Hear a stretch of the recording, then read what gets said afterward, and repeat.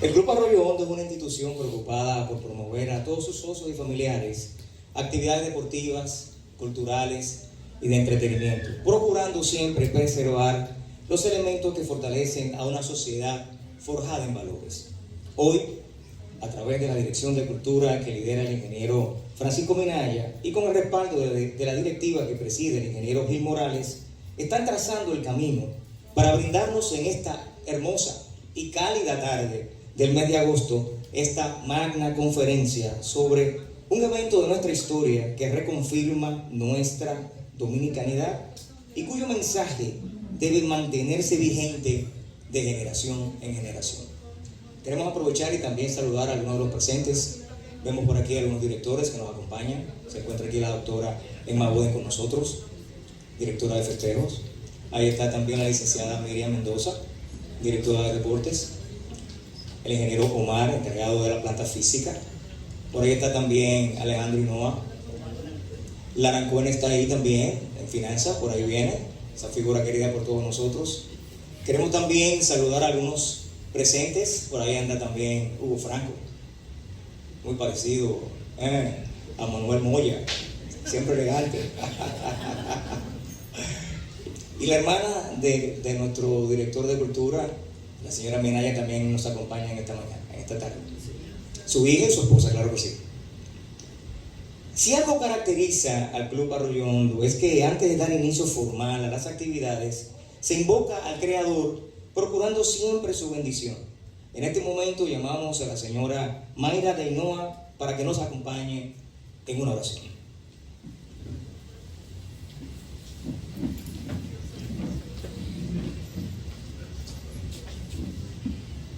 Buenas tardes, como siempre, invocando la palabra en el nombre de Jesús, te damos la bienvenida, mi Jesús.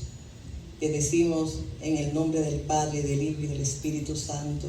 Te ponemos delante de ti esta conferencia, donde tú, Señor, te vas a derramar en palabras a través de el tema que tiene hoy, de la gesta de la restauración, para que tú bendigas a la persona que va a hablar y bendiga a este grupo, a estos socios aquí que estamos presentes, para que tú nos llenes del amor, de la paz y de las palabras que tienen a través de ti. Tú quieres que oigamos, mi Dios.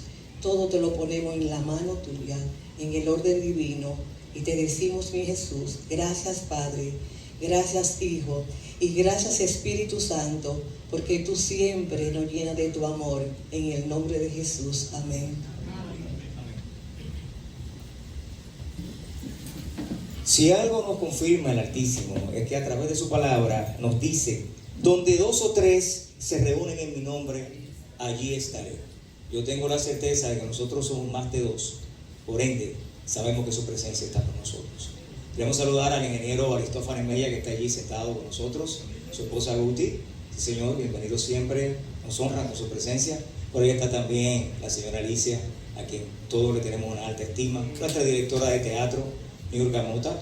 Bienvenidos, de verdad. Por allá también se encuentra la señora Milagros, muchas gracias por estar con nosotros. Y obviamente no se puede quedar atrás a nuestra mesa directiva, que ya más adelante nuestro presidente va a poder dar la bienvenida formal.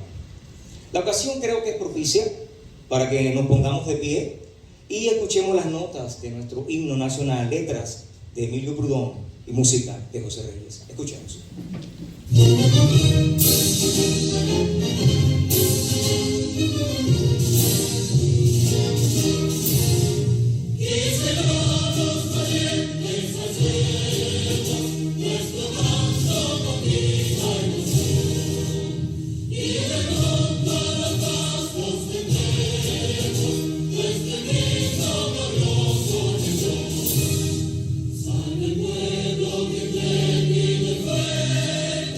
Para guerra morir.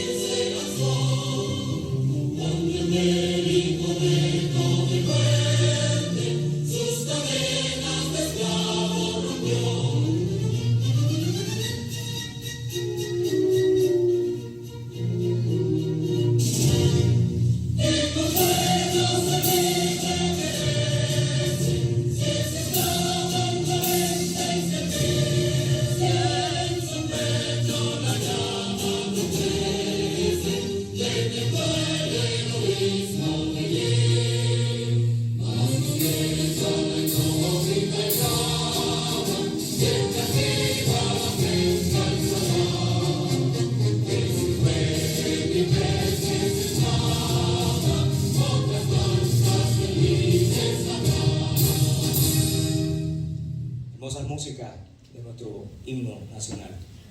Y para otorgar las palabras formales de bienvenida a todos los presentes, llamamos al presidente del Club Arroyo Hondo, el ingeniero Gil Morales, para quien pido un fuerte aplauso. Miembro del Consejo de Directores de nuestro Club Arroyo Hondo, buenas tardes, invitados especiales y muy especial al coronel Suazo, quien es el encargado de historia del Ejército vía el Ministerio de Defensa. Para el club, como siempre, es motivo de regocijo y más en los tiempos de la restauración, hacer reconocimiento y hacer una participación con personajes que conocen y manejan el tema. Como todos sabemos, nuestra institución está fija en los deportes y principalmente en la parte cultural. Y no podemos ni debemos pasar por alto fecha de esta categoría de magnitud como la restauración de la República. Así que, sin más preámbulo, vamos a darle la bienvenida al coronel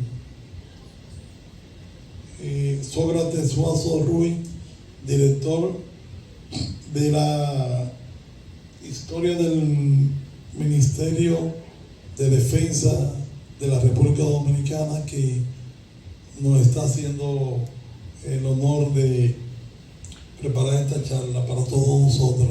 Bienvenido, comandante en jefe.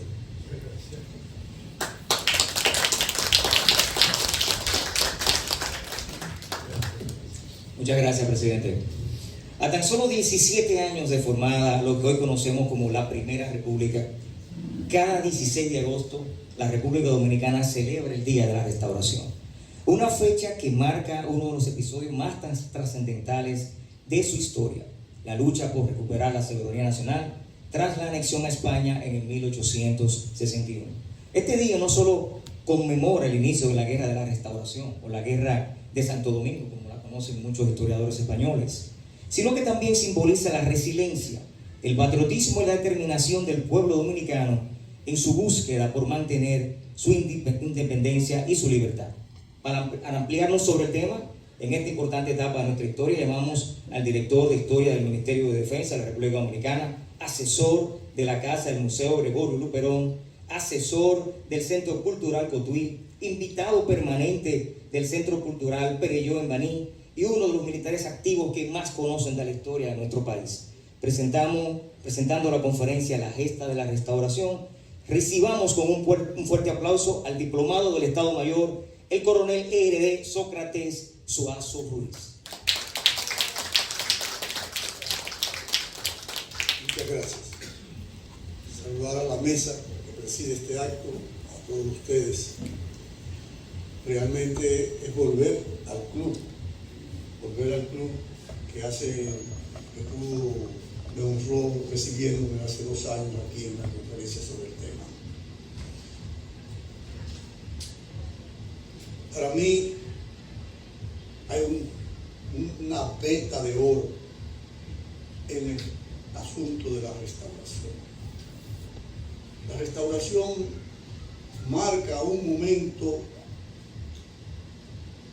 de la identidad dominicana, donde, como dice el gran pensador Pedro Enríquez Ureña, a raíz de evaluar la independencia de Núñez de Cáceres en 1821, el proceso que lideró Juan Pablo Duarte construyendo la conciencia de los dominicanos y las dominicanas de 1838 a 1844, la Primera República, que como señaló muy atinadamente el maestro de ceremonia, abarcó 17 años y contrajo una guerra de 12 años de agresiones permanentes de un Estado sumamente superior al dominicano, que era el Estado haitiano, con las armas de Manuel Leclerc, el cuñado de Napoleón, que invadió Haití en 1801. La guerra de dominico-haitiana, la guerra restauradora y posteriormente en 1868-1874 la guerra patria de los 6 años contra los planes anexionistas de Buenaventura Báez a los Estados Unidos. Entonces Pedro Enríquez Ureña define ese periodo, ese interregno entre 1821 con esas grandes gestas como la formación del ser nacional, la consolidación, la intelección de lo que era ser dominicano. Eso lo dice el filólogo maestro Pedro Enríquez Ureña.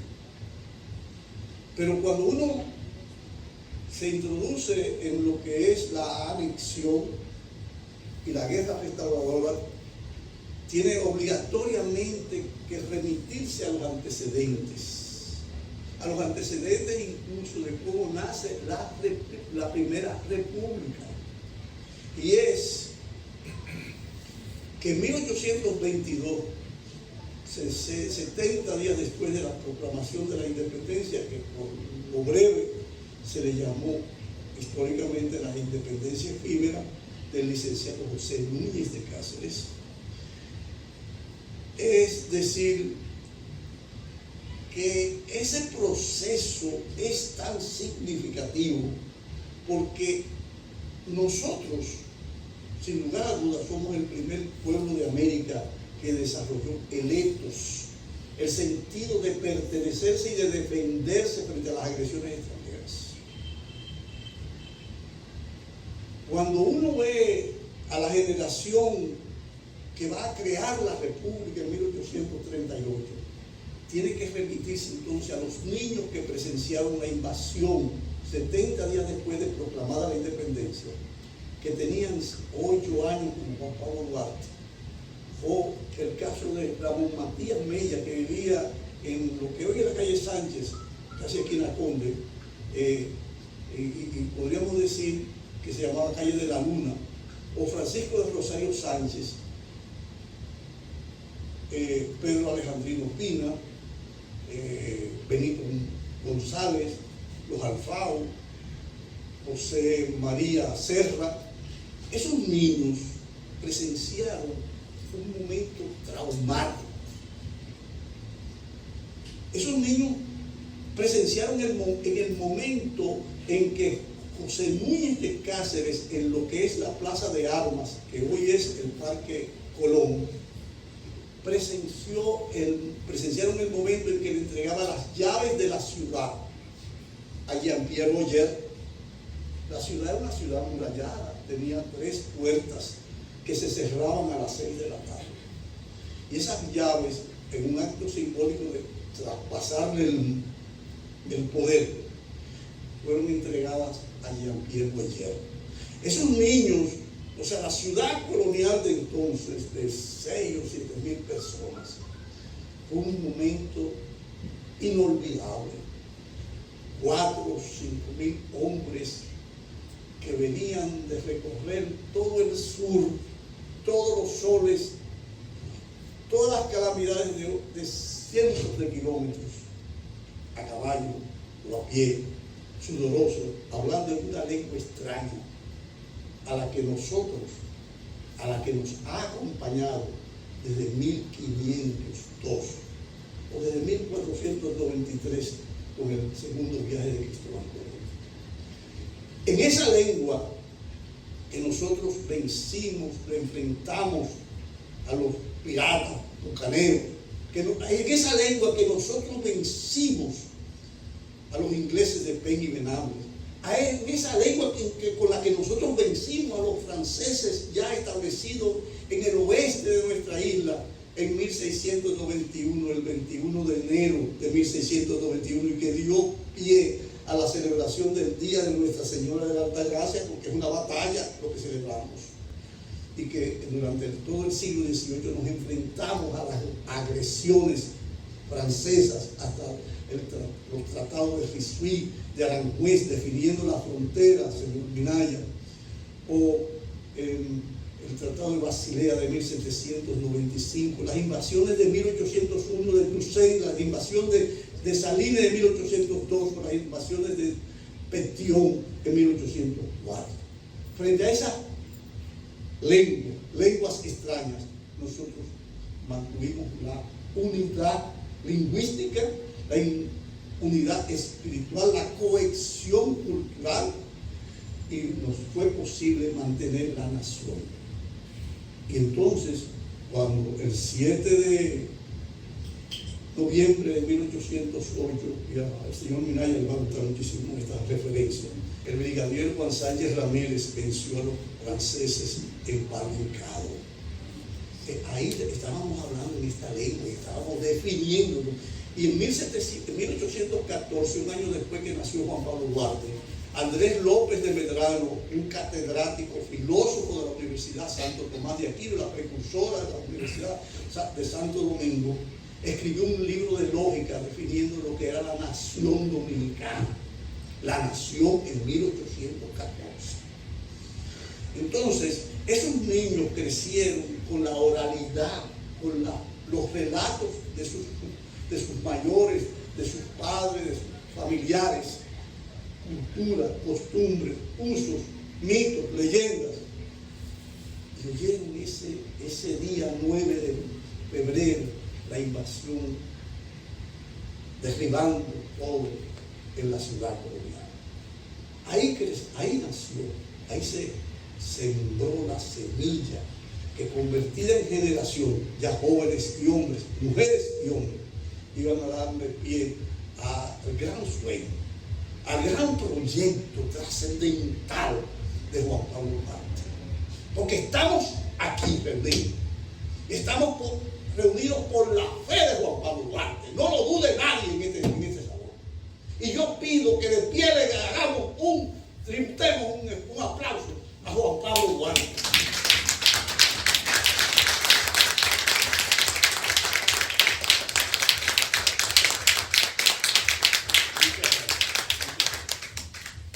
Entonces, ¿y por qué a Juan Pablo Duarte? Porque es necesario decirle que para 1844 habían tres grupos, tres corrientes: la Fureña de Buenaventura Báez, los madereros del sur.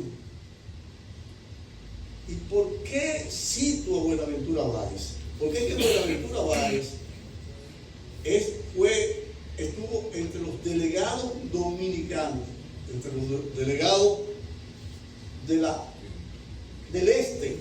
Nuestro territorio está en el este de la isla, que concurrieron a Haití en 1843, después del golpe de Estado contra Jean-Pierre Moyer. Y ahí, en esa constituyente de 1843, él estableció contacto con el cónsul Levasseur, el cónsul francés en Haití. En consecuencia, vamos a tener el caso de que él pactó con Levasseur lo que se llama el Plan Levasseur o el Protectorado Francés. Y por eso ellos hablan de separación. El otro grupo significativo es el grupo de Pedro Santana en el este de la isla, en el este de nuestro territorio, que es el heredero de las ideas, si tenía ideas, del brigadier Juan Sánchez Ramírez. Ellos procuraban la separación de Haití para buscar un protectorado con España. Y el tercer grupo estaba liderado por Duarte. Ese creía en la independencia pura y simple de toda potencia extranjera. Pero en 1843 ocurrió la expedición del nuevo presidente haitiano Charles Gerard Rivière, alarmado porque los grupos dominicanos, aliados con algunos haitianos, habían ganado todas las elecciones de las juntas populares, eran los ayuntamientos de la época. Entonces, Mella, Ramón Matías Mella, por eso tiene tanta importancia en el Cibao y va a tener tanta importancia en la independencia y tanta importancia en la restauración, porque Mella es el aglutinador, forjador de los cantones militares del Cibao. Por eso la Junta lo declara, lo designa jefe militar y político para el Cibao de la Junta Central Gubernativa, de la cual fue designado vocal. Entonces, a donde estamos llegando en este proceso es que en 1843 ese señor viene, el nuevo presidente, a desbaratar todo lo que hicieron los trinitarios, todas las juntas populares, y persiguen a muerte a Juan Pablo Duarte, que tiene que exilarse. A Mella se lo llevan preso y lo apresan en Cotuí. Y él dice: he apresado al señor Mella, que lo han enviado de la capital a destruir a mi ejército. Y Sánchez, Francisco de Rosario Sánchez, es el que promueve la idea de que ha muerto y escapa a la persecución. En ausencia de Duarte, Francisco de Rosario Sánchez escribe lo que se llama el borrón del manifiesto de los pueblos del Este.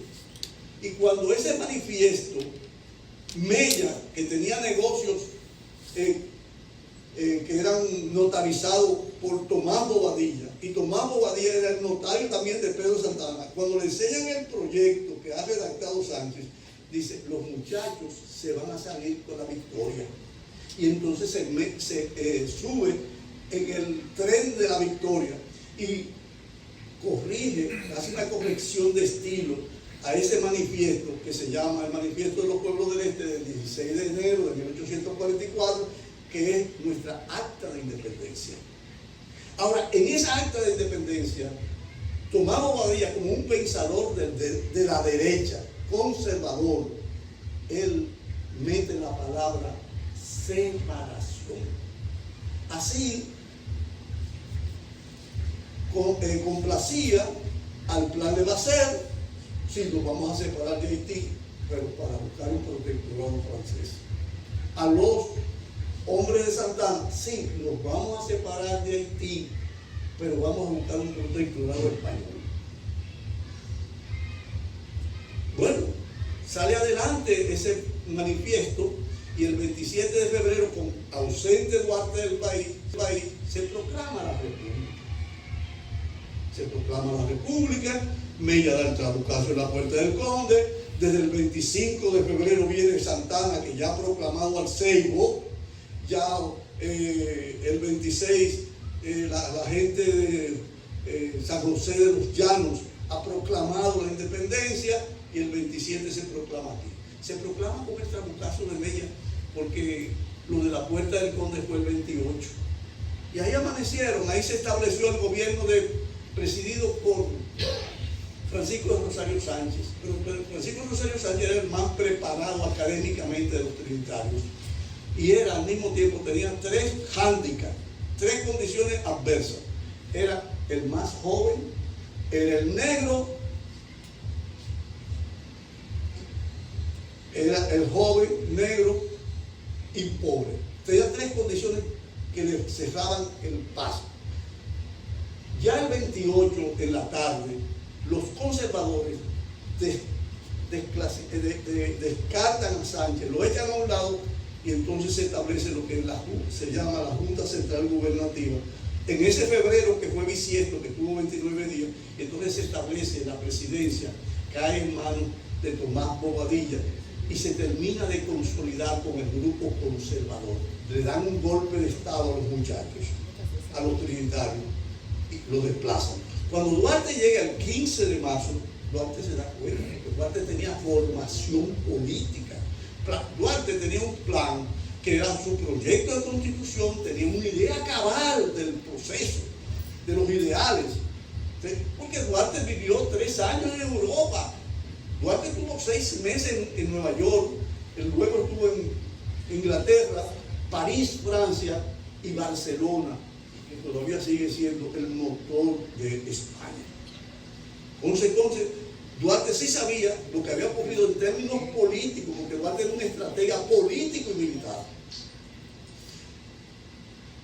La República nació, la República de Duarte, porque en la cabeza de un ateo no podía caber los ideales de la Revolución Francesa. No, ellos no entendían, como no lo entendió Juan Sánchez Ramírez. Los ateos entendían de vacas, no tenían un concepto de lo que eran los derechos, ni la democracia, ni los derechos humanos. En consecuencia, caminamos en esa primera república, que el 26 de mayo Duarte renunció a esa Junta Central Gubernativa. ¿Por qué renuncia Duarte de la Junta Central Gubernativa? Porque esa gente, encabezado por José María Caminero, un cubano, un médico cubano, era racista e impidió que los negros alrededor de la capital participaran en la batalla de Asco del 44, nuestra primera campaña. En la segunda campaña del 45 ya se desborda eso, porque Duarte con su compañero dan un golpe de estado revolucionario el 9 de junio de 1844 contra los planes del protectorado francés, porque el plan le va a hacer está ahí. ¿Y qué decía el plan le va a hacer? Que Francia ejercería el poder durante 10 años a través del poder ejecutivo, le dejaríamos la bahía de Samaná a perpetuidad y otros puntos en los que ellos se comprometían a defender la integridad territorial de la República Dominicana. Así nació la Primera República, así discurrió el primer año de la Primera República. Y bueno, Santana da un contragolpe, proclamamos a Duarte presidente en Santiago, Puerto Plata, por Mella, en el 44, junio, y ya en agosto Santana da un contragolpe reaccionario y restaura el orden, aunque ya la acción de los trinitarios había abortado la posibilidad del protectorado francés. En consecuencia, vamos a tener la Constitución del 44, 6 de noviembre, de San Cristóbal. Vamos a tener la deportación de la familia de Duarte. Vamos a tener el martirio de María Trinidad Sánchez un 27 de febrero de 1845, con el primer cumpleaños de la República. Porque hay que destacar aquí la participación estelar de la mujer. Por primera vez en toda la historia de la nación dominicana hasta 1844, la mujer fue un ser invisible. Son las ideas revolucionarias de Juan Pablo Duarte que hacen posible que surja María Trinidad Sánchez, Concepción Bona, María Baltasara de los Reyes, María Pina, las hermanas Villas en La Vega, Rosa Duarte, en fin, las mujeres. Rosa Montaz de Duvergé, María Josefa Brea, que era la esposa de Mella. En consecuencia, tenemos ahí un grupo estelar que yo en esta tarde no puedo pasar desapercibido, la visibilidad que le dio el movimiento revolucionario independentista del Duarte. Ahora bien, ya en agosto deportan a perpetuidad a Duarte, Sánchez y Mella y a los trinitarios. Y en 1847, para seguir avanzando, porque tenemos que llegar a la anexión, en 1847 hubo planes de procurar la anexión con España. Y en 1854, el plan de enviar a Mella, Ramón Matías Mella, a España, a buscar el reconocimiento y el protectorado, y lo que se llama la matrícula del cónsul Segovia, el artículo de Segovia. 1856 termina las invasiones haitianas con la batalla de Sabana Larga, que es la última batalla, 24 de enero. Ya el 22 de diciembre de 1855 lo derrotamos en Campo y en San Tomé. Y en consecuencia se terminaron las invasiones haitianas. ¿Qué va a ocurrir en 1856? El ascenso al poder de Buenaventura Báez, un caudillo antinacional, y un gobierno extremadamente corrupto que emitió papeletas inorgánicas que quebraron a los tabaqueros ibaeños. Y cuando los ibaeños se dieron cuenta que tenían los cerones llenos de papeletas, pero que no servían para nada, porque los marcos, los francos, franceses y alemanes, monedas fuertes se lo quedaba el gobierno, entonces se lanzaron a la guerra que estableció el gobierno de Sebastián Valverde en Santiago, Moca, La Vega, y terminamos derrocando a Báez, pero con la ayuda de Pedro Santana en 1858, cuando ingresó al territorio porque estaba exiliado. ¿Qué está ocurriendo aquí? Aquí ha surgido un pensamiento burgués. Los ideólogos de la Revolución Cibaeña que hicieron la Constituyente de Moca de 1858, la constitución más liberal hasta entonces, y vamos a ver que muy rápido, sucintamente vamos a ver que han surgido un pensamiento burgués, que es Benigno Filomeno de Rojas, Pedro Francisco Bonó, Ulises Francisco Espaillá, entre otros pensadores. Esos pensadores estaban diametralmente opuestos a las ideas que se habían desarrollado durante la guerra dominico-haitiana, que fue una guerra sobre todo del sur del país, y los grandes caudillos militares. Cuando Santana regresa al poder, no tiene con qué pagar los sueldos ni de los guardias, ni de los maestros, ni de nadie. Hay una miseria terrible, no hay con qué pagar nada. El gobierno no tiene cómo manejarse, y además Santana descubre y establece un avance sistemático, democrático de los haitianos en la frontera. No es nuevo, lo que estamos viendo hoy en día no es nuevo. Ya en 1858 Santana se convence de que no hay forma de hacerle frente a esa avalancha, porque ellos tenían 700.000 habitantes para la época y nosotros teníamos unos 200.000.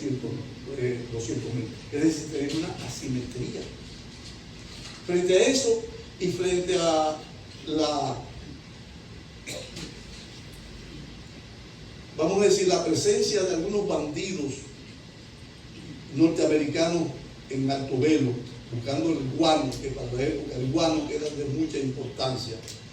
Y en el marco de lo que estaba ocurriendo en Europa, que era la guerra de Crimea, Santana busca la posibilidad de la anexión. Porque la anexión que se firma el 18 de marzo no es que de la noche a la mañana. Ellos gestionan, mandan emisarios y terminan España enviando también emisarios para valorar que devolvía ese negocio de ocupar este territorio. En España había una situación de que el grupo militarista alrededor de Isabel II había tomado el poder y soñaba con aquellas grandes ideas del imperio donde no se ponía el sol, y se abocaron a lanzarse en esa aventura.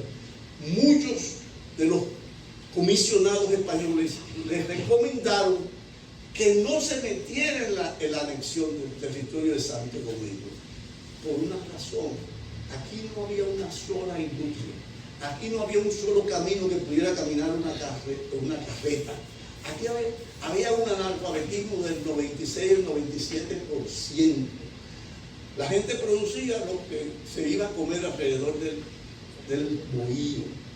Y en ese estado de calamidad y de miseria, era una carga onerosa para el Estado español involucrarse en la anexión de España. Pero se impuso las mentes testarudas españolas y el empuje del grupo anexionista de Pedro Santana. Para mí es un error político. Hay algunos historiadores que lo califican como una traición a la patria. Pero bueno, ¿qué plantean los españoles para la anexión? Amortizar la deuda, amortizar las papeletas que no tienen fondo, para tirar un ferrocarril que todavía no se han hecho. Ellos prometieron un ferrocarril en el sur, en el norte y en el este, y que no iban a imponer lo que se llama la esclavitud. Tenían un problema los españoles porque ellos tenían esclavitud en Puerto Rico y esclavitud en Cuba. Y así se dio paso a lo que fue el 18 de marzo de 1861, cuando en la Catedral de Santo Domingo el padre Fernando Arturo de Meriño hizo el Te Deum, la homilía, que le salió el tiro por la culata a Pedro Santana porque Meriño dijo de todo en esa homilía, contrario a la anexión. Y vamos a ver los grandes comandantes que acompañaron a Pedro Santana, ya viejos casi todos, como Eugenio Michel, como Manuel de Regla Mota, como Fernando Valerio, arriando la bandera nacional e izando la bandera española en todos los grandes municipios. En la fortaleza de Santo Domingo, o Fortaleza Osama, se arrió la bandera dominicana con 101 cañonazos. Se subió la bandera española con 101 cañonazos. El 23 de marzo en San Francisco de Macorís, ahí los patriotas enfrentaron la arriada de bandera de la bandera dominicana. Y vamos a tener muy pronto, el 2 de mayo, en Moca, la participación heroica de José Contreras y Cayetano Hermosén, asaltando el cuartel de los españoles en Moca, en protesta. Y vamos a tener el caso de Francisco de Rosario Sánchez, aquel que entró por Haití porque por otra parte no puedo, pero si alguien pretendiese mancillar mi nombre, decirle que soy la bandera dominicana. Sí, Cayetano Velázquez en Neiva, y vamos a tener a los mártires de Santiago, José Payá, el poeta Eugenio Perdomo, a quien le ofrecieron un mulo para ir al pelotón de fusilamiento, y él dijo que los dominicanos, cuando vamos a la gloria, vamos a pie. Señoras y señores, ese es el marco. El marco. La restauración, la anexión tuvo apoyo, porque había un liderazgo militar y político que acompañó a la anexión. Además, para nosotros era entender por qué íbamos a pelear contra España, porque pesa, España pesa, y pesaba mucho más entonces, y sigue pesando, porque nosotros estamos hablando hoy en español. No era lo mismo enfrentarse a los ingleses, o a los haitianos, a los franceses, a cualquier bucanero, era España. Entonces, hasta que no se desarrolló, no despertamos estos crímenes, la exclusión racial, la exclusión social, que las principales iglesias, capillas, era para los curas españoles o cubanos.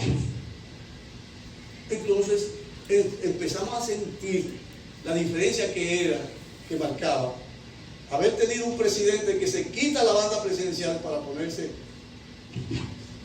una condecoración del Marqués de las Carreras. El inconsulto caudillo de que habla Emilio Pudón. En consecuencia, vamos despertando, vamos tomando conciencia, vamos a tener a Gaspar Polanco, que fue el generalísimo de la guerra restauradora, que originalmente fue anexionista. Pero el alcalde de Sabaneta, que después se va a convertir en el iniciador y padre de la restauración. Santiago Rodríguez fue un alcalde del gobierno anexionista. Es decir, que hubo que despertar, que la sangre mártir nos despertara, como la sangre de el poeta Eugenio Perdomo o de Francisco de Rosario Sánchez y sus compañeros. Eso se llama en términos militares la etapa latente de la guerra, el proceso latente. Y no es hasta que, reunidos en Capotillo francés, en territorio haitiano, Mella, Ramón Matías Mella, junto con José Antonio Salcedo Pepillo, Benito Monción, Cabrera, en fin, esos patriotas se reúnen y empiezan a complotar y van a sembrar en toda la línea noroeste un sentido de incendio nacional, de incendio social. Y ya para el 27 de febrero de 1863 tenemos planeado dar el grito, que no iba a ser en Capotillo, sino en Guayubín. Pero entonces el capitán Norberto Torres se dio un humo patriótico y tuvo una imprudencia, tuvo que posponer el inicio de la guerra. El 5 de marzo de 1863, el combate en la zona de Santiago Rodríguez, Sabaneta. El 6, la convención de Villa de los Almácigos, y entonces del bolsillo de Santiago Rodríguez salió el dinero para comprar y hacer la tela y hacer Huberto Barzán, hacer la bandera que ondeó en Capotillo.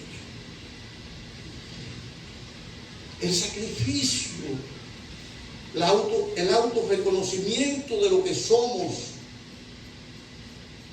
el convencernos de que si la soberanía nos daba la potestad de ser elegidos, elegir y ser elegidos, y nos relegaron a una provincia ultramarina de España, hizo posible que prendiera, que el 16 de agosto de 1863 en Capotillo, pasando de madrugada del territorio haitiano al nuestro, se inició el gran incendio. En Capotillo no se tiró un tiro, no, pero empezó la guerra. La bandera de fuego ondear, que dice el himno nacional, porque el himno es un gran poema épico. Y ya el 18 estábamos en Guayubín arrasando con la dotación militar española. Perseguimos a Buceta, al malo de Buceta, en toda la línea noroeste. Le diezmamos a las tropas que andaban con él, que se salvó en tablitas y se metió en Santiago lleno de harapos. Solo, él solo. Que hay una serie de historias de la morocota que tiró para los perseguidores. Pero sobre todo, eso de Guayubín es muy importante entre el 18 y el 21, porque ahí se derrotaron a los españoles. Los españoles eran unos soldados valientísimos, muy preparados. Y ahí se va a dar un momento crucial, porque ahí el Chivo Rodríguez, muy amigo de Luperón, que no hemos mencionado a Luperón, pero vamos a mencionar a Luperón, no se preocupe, que procedieron a matar, vamos a decir, ¿cómo que se dice? Como un machete. A los españoles presos y heridos. Y a eso se opuso Santiago Rodríguez, que se convirtió en consecuencia en el padre, no solamente de la restauración, sino el padre del derecho humanitario de guerra, en defensa de los derechos de los soldados presos y heridos. De ahí salen para Santiago, porque ya ahí convierten a Gaspar Polanco, que había sido un generalísimo, había participado en la guerra por la independencia, en la batalla de Sabana Larga, lo convierten en generalísimo. ¿Y por qué generalísimo? Porque bajo su mando se ponen todas las tropas, todas las guerrillas. Ya no hay mandos dispersos de Lucas Evangelista diciendo una cosa por aquí. No, era la dirección de Gaspar Polanco. Señoras y señores, y el 31 de agosto, apenas han pasado 15 días, no hay un español ni para remedio en la línea noroeste. Y el 1 de mayo, digo, el primero de septiembre, que va a ser el lunes, cae el cuartel de Moca. Y ya en ningún rincón del Cibao había un español ni para remedio. El teniente Balaguer se salvó milagrosamente. ¿Y ustedes saben quién fue el teniente Balaguer? El teniente Balaguer escapa por Montecristi y se lleva a su haitianita, apellido Lespierre. Y de ahí la lleva a Puerto Rico, porque es una posesión española, y de ahí van a ser el tronco de Joaquín Balaguer Lespierre, el padre de Joaquín Balaguer Ricardo. Porque la restauración trajo la anexión y la restauración trajo muchas cosas. Porque incluso trajo al abuelo de Rafael Leonida Trujillo Molina, el teniente Trujillo Monagas. Bueno, vamos a ver que ya tenemos a Santiago con Gravito, Ato del Yaque, Curado. Tenemos a Santiago cercado. Y el 4 de septiembre, José Antonio Salcedo Pepillo toma el fuerte Santiago, que era un fuerte que estaba en lo que hoy es el monumento a los héroes de la restauración, el monumento de Santiago. Y acorralamos a los españoles en la fortaleza. Ahora, ¿quiénes estábamos ahí? Pues yo estoy seguro que yo estaba.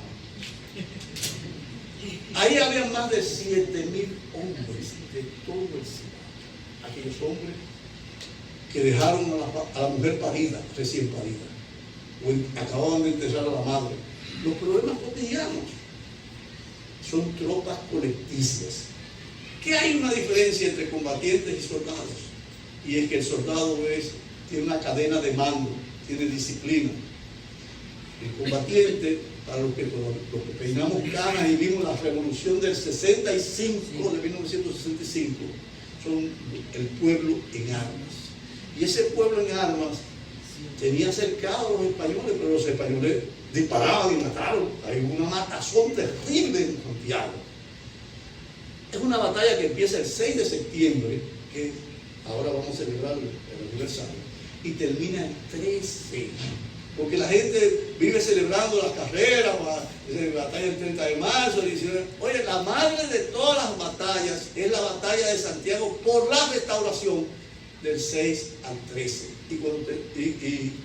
Y cuando no había forma de terminar de vencer a los españoles, Gaspar Polanco le prendió fuego a los alambiques de Santiago. Y es el gran incendio que deja a Santiago hecho cenizas.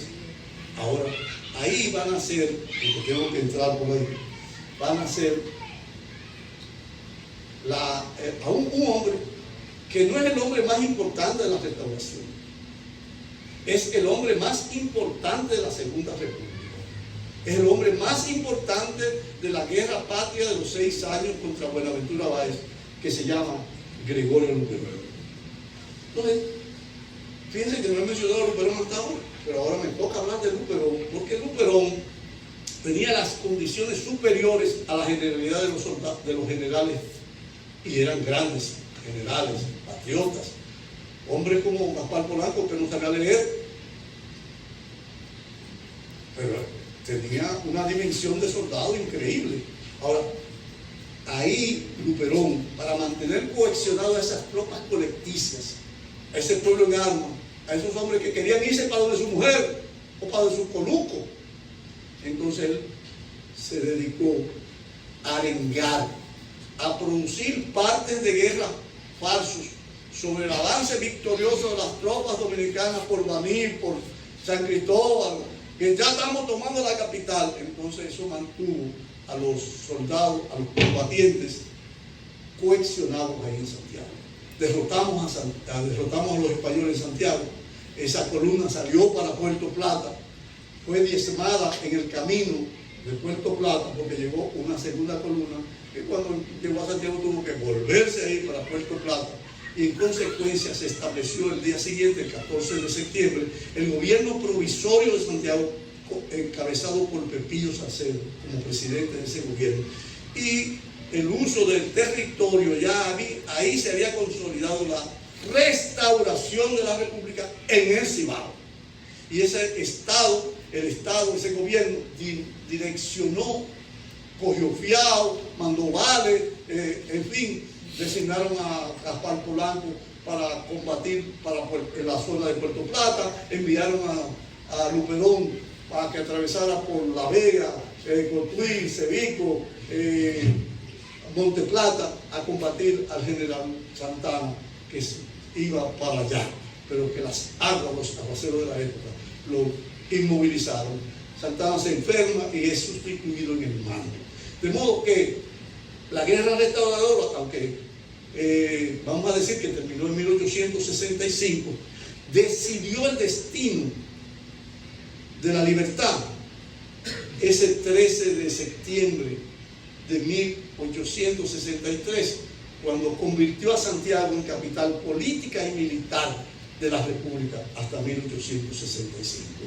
A ellos, gloria eterna, y tenemos que mencionar la hazaña de José María Cabral y Luna en la batalla de la Canela, y los hombres del sur y del este hicieron posible la restauración de la República, la epopeya más grande, donde nosotros nos reafirmamos en la dominicanidad y en la fe en el porvenir, porque esa guerra de la restauración se da en el marco de la guerra de secesión norteamericana de 1861. ¿Por qué? Ahí ellos no podían aplicar la doctrina de Monroe de América para los americanos. Estuvieron en ese conflicto norteamericano que le permitió a España incursionar en un área que ya los norteamericanos definieron en 1823 a través de la doctrina de Monroe, que América era para los americanos. Pero hoy y siempre, que viva la República, que vivan los ideales de los libertadores y de las mujeres que lo acompañaron. Gloria eterna. Llamamos al maestro Claudio Cohen, que nos trae en esta ocasión una canción patriótica. Recibámoslo con un aplauso.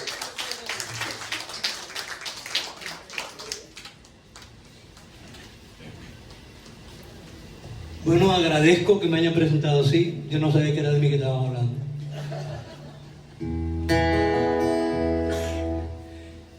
En los años 80, yo le puse música a la poesía de Juan Pablo Duarte.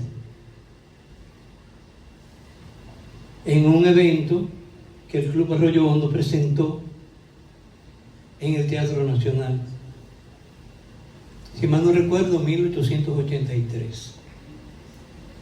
Y dentro de los versos de nuestro padre de la patria, encontré algunos, en específico este, que me llevaba a la guerra de la restauración. Bueno, entonces, ¿por qué traigo a colación a Manuel Rodríguez Objío? Porque él vino con Duarte en el 1864 y Manuel Rodríguez Objío escribió el himno a la restauración, que hoy voy a cantarles a ustedes. Yo le puse música ahora un par de semanas, 2 o 3 semanas, para cantarlo en el Ministerio de Educación. Estábamos allá, sí. Claro. Que usted me aclaró, ¿no, verdad? Lo de Aníbal de Peña. Sí, lo de Aníbal de Peña, sí. Sí, que me dijo algo interesantísimo. La sirena de la libertad. Él estaba oyendo la sirena de los bomberos. Sí. Bien, antes yo quiero un fuerte aplauso para nuestro querido disertador. Me siento muy emocionado de poder estar aquí con ustedes, con mi querido club y mi querida gente. Y le voy a hacer entonces la primera musicalización que yo hice de el himno a la restauración escrito por Duarte.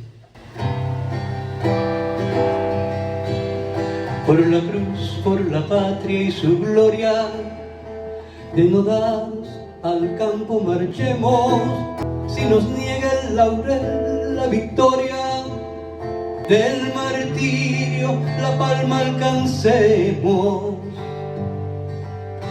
Del inicuo en el alma no cabe, por la patria el aliento rendir, pero el hombre virtuoso bien sabe que por ella es honroso morir. El esclavo soporta su suerte, aunque oprobia su triste vivir, pero el libre prefiere la muerte al oprobio de tal existir.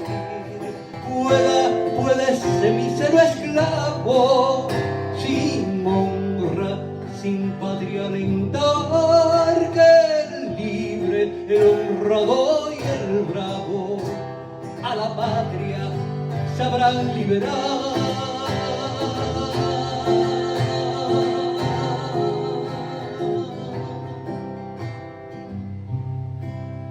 Los que queden patricios humanos, nuestros restos sabrán inhumar, y los restos de tantos hermanos como buenos sabrán respetar.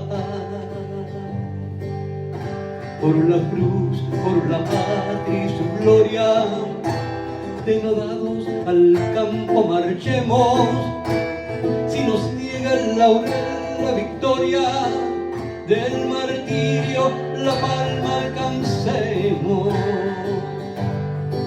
El esclavo soporta su suerte, aunque oprobia su triste vivir, pero el libre prefiere la muerte al oprobio de tal existir.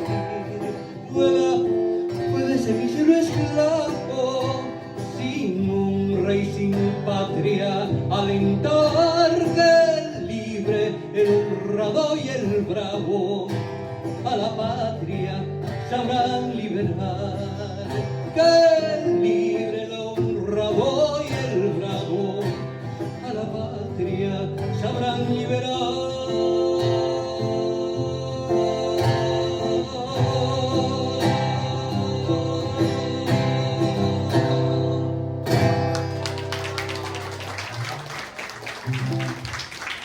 Ese es el himno de la restauración de Duarte. Yo pienso que con nuestro historiador, nuestro coronel Sócrates, él podría aclararme realmente si esa letra corresponde o no a la restauración posteriormente, porque él habla de los trinitarios y de inhumación de los trinitarios. Entonces los duartistas, como los Enríquez y Carvajal y demás, protestaron, y entonces él dijo Sánchez y Duarte. Fíjate que dice Sánchez y Duarte, no Duarte primero, sino Sánchez y Duarte. Y no solamente eso, sino que dejan a Ramón Matías Mella fuera del himno. ¿No ve que no menciona a Mella? ¿Y por qué no menciona a Mella? Por una razón, y es que el padre de Emilio Prudón tuvo un conflicto con los hijos de Mella, los Mella Brea, porque eran hijos de Josefa Brea, no eran hijos solamente de Mella. No, porque la gente dice, el hijo de fulano, no, el hijo de su padre en paz. Exacto. Sí. Y entonces, por eso dejó a Mella fuera. Yo estuve en un encuentro que hubo en el Museo de Historia y Geografía, un trabajo maravilloso de José Guerrero, director, antropólogo, maestro. Y yo tuve una intervención defendiendo la importancia de Mella, no solamente como porque la gente cree que es un trabucazo, que algunos dicen que tiene un trago de más. No, Mella fue el constructor del Ejército Expedicionario Norte. Mella es el hombre que viene con Duvergé en 1849 desde las matas de Falfán, perseguido por el emperador Faustín Zulú, y que terminan en Sabanagüey y que ganan el combate del número y la batalla de las carreras. Mella es ese funcionario, gobernador de Puerto Plata, gobernador de La Vega, ministro de Guerra y Marina, vicepresidente de la República, y cuando Santana cometió su grave error del inconsulto caudillo, entonces ella se plantó y direccionó la victoria de las tropas dominicanas en la guerra restauradora. Un hombre de esa estatura no se puede quedar fuera de un himno cuando tú te vas poniendo a los otros dos. Óigame bien, Sánchez cometió tantos errores políticos que el martirio lo salva, lo reivindica. Cuando mueren el cercado, lo fusilan. Pero ahí están los detalles de por qué dejan a Mella fuera de Ya. un problema de negocio de los hijos de Mella con el papá de Emilio Cruz. Increíble. Pues sigo recolectando datos y veo que Emilio Proudhon solamente tenía 27 añitos cuando José Reyes, que tenía 47, le llevaba 20 años, le dijo que él desde el año anterior, desde el 1882, o sea, 19 años después de la restauración, había compuesto una música para versos decasílabos. Y le muestra la música de Emilio Proudhon con 27 años. Emilio Proudhon escribe el himno nacional dominicano, entonces viene Federico Enríquez y Carvajal y crea otro himno nacional dominicano. San Nicolás Peno también escribió otro. Hubo como 10 himnos. 16 de agosto del 1863 es el grito de Capotillo en Dajabón y se celebra la restauración dominicana. Sin embargo, la restauración dominicana se viene a dar cuando la reina de España, un 3 de marzo de 1865, es que firma el decreto anulando la anexión. Es para mí, neófito. Eso se establece formalmente. Ya el Cibao ya estaba liberado.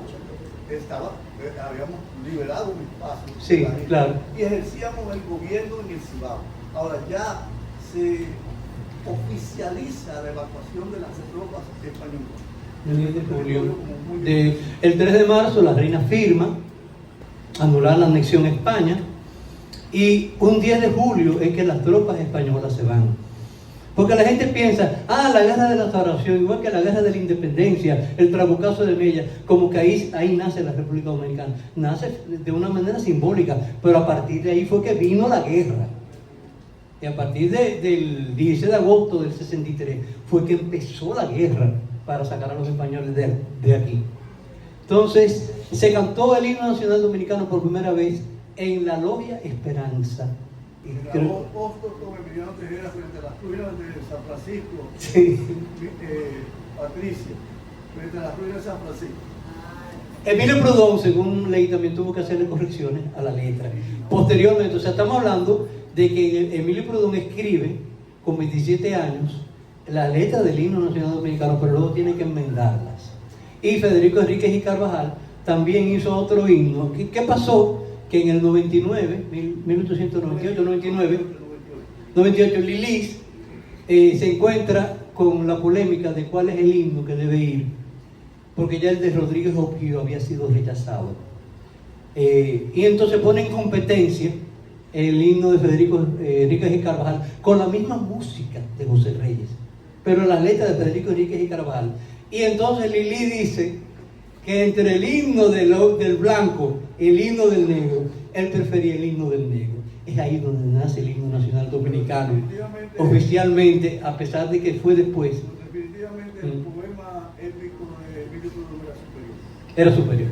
Entonces, miren qué cosa tan increíble. Federico Enríquez de Carvajal compuso el otro himno. En el concurso, Lili decide por el actual. Pero no fue sino en el 1909 que se hizo la primera grabación en Estados Unidos por la RCA Victor. Porque aquí no había equipo de grabación. Aquí no había tecnología para grabar el himno. Todavía más. En esa época se grababa todo con un solo micrófono. todos hacían anfiteatro, pues el micrófono impactaba todo. Luego en el 1910, con también la RCA, lo graba instrumental. Es probable que esas dos versiones sean las que hayan sido regrabadas. El himno nacional fue regrabado en cuanto a modificar, ecualizarlo de nuevo. La tecnología actual con la inteligencia artificial te permite dividir en canales lo que se grabó junto, te permite dividirlo, y cada uno de esos canales, el oboe, el saxo, la trompeta, la percusión, te la pone independiente. Entonces tú lo ecualizas, le das el espectro sonoro que tú quieres, la frecuencia que debe ocupar. Entonces el himno nacional dominicano se creció. En 1924 fue que se grabó instrumental también. Habrá que ver cuál es la versión que se usó en estos tiempos, en este año, para arreglar tanto el coro, la versión coral, como la versión instrumental. Esas son de las cosas que yo he ido averiguando como inquieto. Trujillo lo oficializa en 1900, exacto. Y a Manuel Rodríguez Opío lo matan con apenas 33 años y escribió este himno. Que el clarín belicoso resuena y a la lid nos impulse el honor del oprobio al romper la cadena. Proscribamos por siempre al traidor, a Pedro Santana. Vencedores heroicos de España, de otro yugo la patria salvar. Compatriotas, afrenta tamaña, de traidores con sangre borrada. A la lid vencer guerra y guerra, no haya tregua jamás ni perdón. Para el vil que tornó de otra tierra, meditando venganza y traición. Capotillo es el grito sonoro que se debe elevar por doquier, que el salvar nuestro patrio decoro, protestemos morir o vencer. La victoria feliz nos espera, que se ven los traidores temblar, y al fijar nuestra sacra bandera, gloria eterna nos va a coronar. De los bravos que allí en Capotillo, Restauración, invictos la cruz, en la aureola del fulgido brillo, en la vida nos sirva de luz. Desde el fondo secreto del alma bendigamos a Sánchez también, ya que armados de espléndida palma, hoy febrero y agosto se ve. Capotillo es el grito sonoro que se debe elevar por doquier, que al salvar nuestro patrio decoro, protestemos morir o vencer. La victoria feliz nos espera, ya se ven los traidores temblar, y al picar nuestra sacra bandera, gloria eterna nos va a coronar.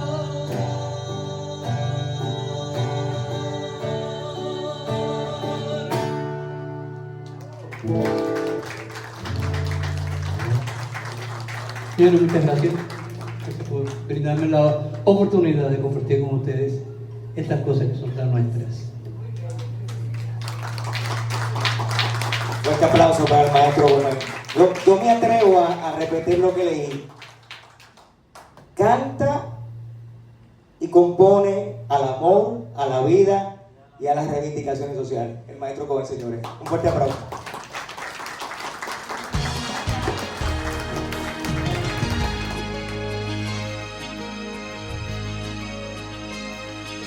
Con la patria en el alma primero, del hondón del arroyo subió, con espíritu noble y sincero, nuestro club Arroyo Hondo surgió. Hizo fan primordial la familia, es la unión la más pura verdad. Aquí nace la luz y la vida, en ambiente de amor y de paz. Nuestro club Arroyo Hondo te agiganta con tu amor, la familia es el tesoro.